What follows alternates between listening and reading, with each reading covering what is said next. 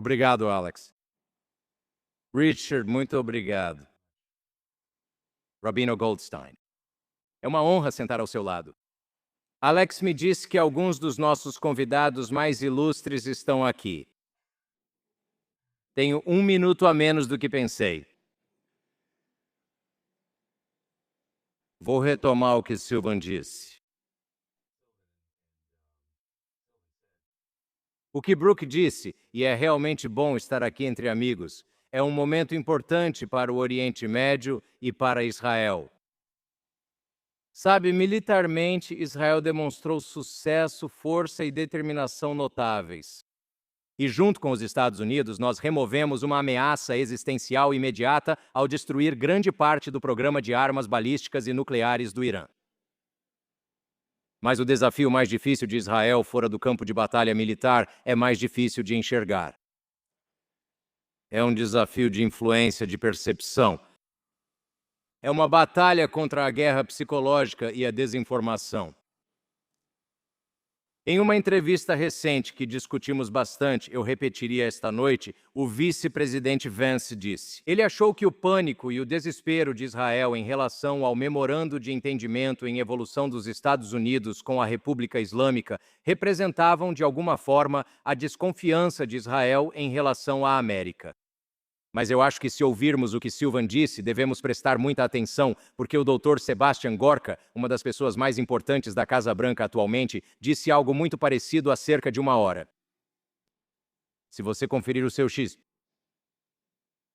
E eu acho que cabe a todos nós focar nossa suspeita no nosso inimigo em comum, a República Islâmica e seus grupos terroristas por procuração, não no presidente Donald Trump e nos Estados Unidos.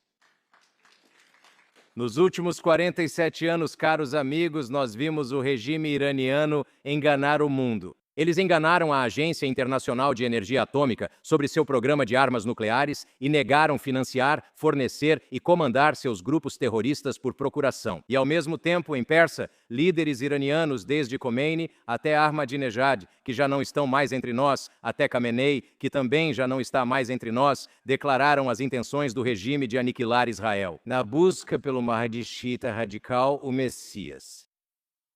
O engano do Irã faz parte de sua estratégia total de guerra jihadista, e eles não estão sozinhos. Os inimigos do Ocidente e de Israel estão travando uma batalha por corações e mentes, de narrativas, de legitimidade, de realmente refazer a própria realidade.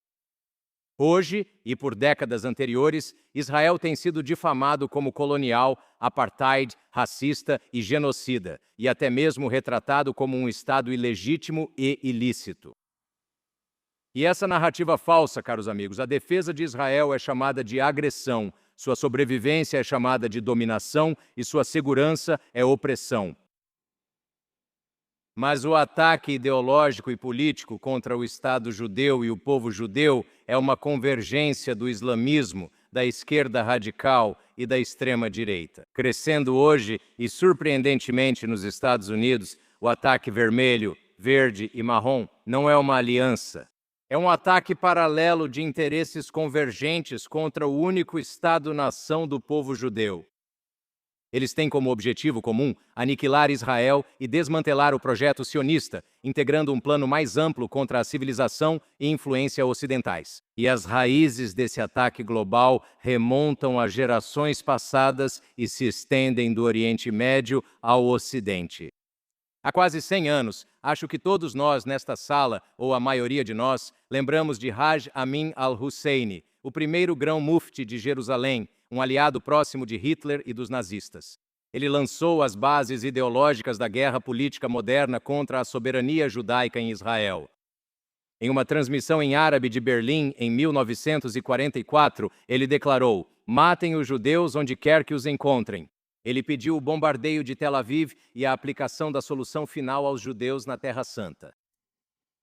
Agora, sua ideologia eliminacionista era compartilhada pelo islamismo político da Irmandade Muçulmana, fundada em 1928, e ao longo do século XX, a União Soviética e o Partido Comunista Chinês instrumentalizaram a causa palestina, transformando-a de uma questão de refugiados em uma luta de libertação do terceiro mundo. Símbolo e queridinha da extrema-esquerda global. Israel foi retratado como o exemplo máximo de colonialismo, imperialismo e opressão ocidentais.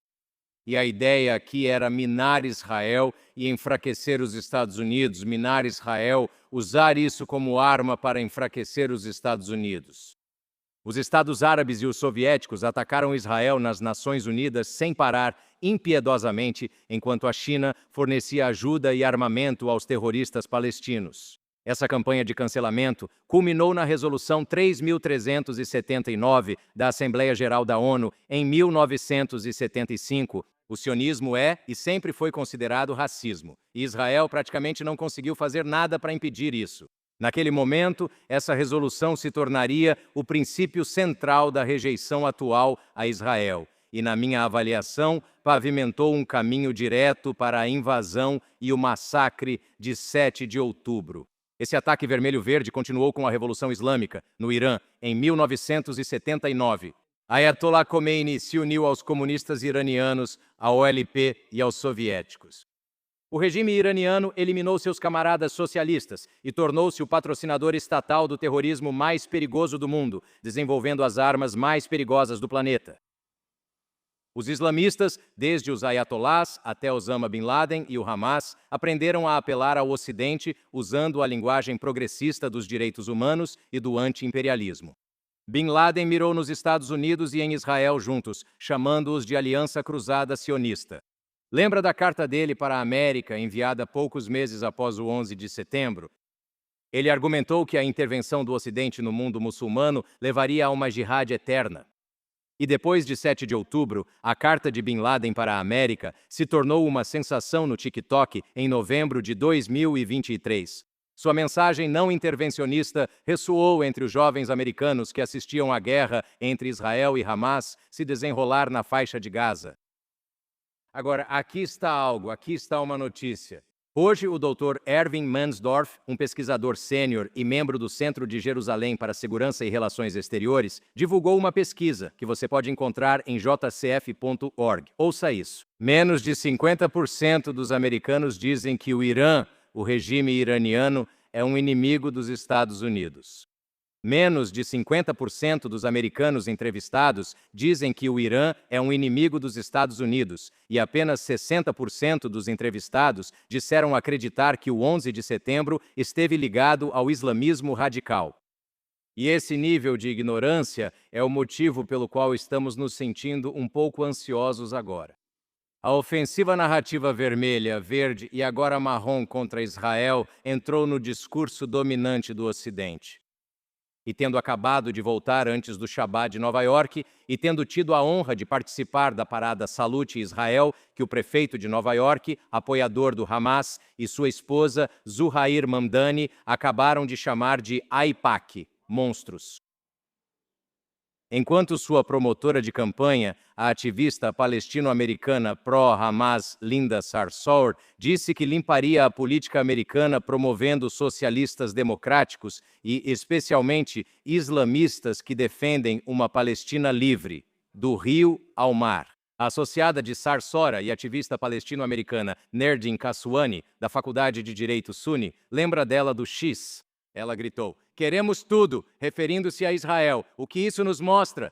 Assim como a Intifada de 2001 fez, e até mesmo Israel se submeteu aos planos de paz de Oslo nos anos 90, o resultado?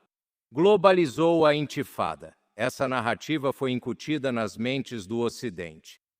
E em Oslo, há mais de 30 anos, na verdade, há 33 anos para ser exato, Israel caiu na armadilha de negociar com uma organização terrorista jihadista, a Autoridade Palestina e o Fatah, determinados à nossa destruição. Estávamos convencidos de que poderíamos reengenheirar o DNA da OLP e transformá-la em um órgão moderado chamado AP. Um erro catastrófico, lições aprendidas. Estamos colocando essa lição em prática agora, então, em breve, sofreremos pressão de queridos amigos. E eu digo a vocês, dos Estados Unidos e dos europeus, para estabelecer, como Brooke mencionou, mais um Estado palestino islâmico terrorista, que será um atalho para o próximo 7 de outubro e, na nossa visão, não será permitido por nenhum governo israelense. Então, onde os acordos de Oslo e a retirada de Gaza nos deixam hoje? Terror, 7 de outubro, cancelamento global, isolamento e negação. A Autoridade Palestina e o Hamas inverteram nossa legitimidade e o resultado foi um cancelamento total. Campanha chamada BDS, a ONU nos equiparando a terroristas, acusações de genocídio no TPI e na CIJ, supostas organizações de direitos humanos emitindo relatórios contra Israel mensalmente, manifestações pró-Hamas em campi e ruas ao redor do mundo. Os russos, os chineses, os islamistas e a esquerda global convergiram sobre Israel e os Estados Unidos. Guerra política, diplomática, guerra legal, guerra psicológica, distorções na mídia, esta é a oitava frente sobre a qual ouvimos falar esta noite. E essa oitava frente busca a implosão e o aniquilamento do Estado de Israel ao nos separar da comunidade judaica da diáspora e dos Estados Unidos. Essa bomba nuclear de proporções ideológicas já foi lançada sobre os americanos e a consequência disso transformou Israel em material radioativo na comunidade internacional. Então, o que Israel precisa fazer agora para liderar a campanha da guerra da informação? E precisamos fazer isso agora. Este é um momento de tikkun, de correção. Precisamos ser inteligentes. Nós estamos certos, mas precisamos ser inteligentes. Precisamos focar em nossos inimigos, não em atacar publicamente nossos aliados. Devemos expor e atacar a oitava frente, responsabilizando as instituições internacionais. Devemos expor o radicalismo e trabalhar para expandir os acordos de Abraão e o que o primeiro-ministro Netanyahu disse em julho de 2024, a Aliança de Segurança de Abraão, que acredito que nos próximos meses dará frutos. Essa é a missão do JCA, o Centro de Jerusalém para Segurança e Relações Exteriores, e o trabalho com nossa equipe do Oriente Médio, formada por judeus, árabes, muçulmanos, cristãos, drusos, curdos e iranianos. O Oriente Médio engarrafado saindo de Jerusalém. E todos nós concordamos que Israel é a solução para um Oriente Médio mais estável, seguro e próspero, com uma política de tolerância zero para atores malignos ou instituições internacionais que promovam calúnias e difamações contra nós. Tolerância zero. Israel está seguindo na direção certa, e a decisão do ministro das Relações Exteriores, Gideon Saar, de cortar contato com a funcionária da UE, Kaja Kallas, que caluniou Israel com a difamação de apartheid, é um ótimo começo.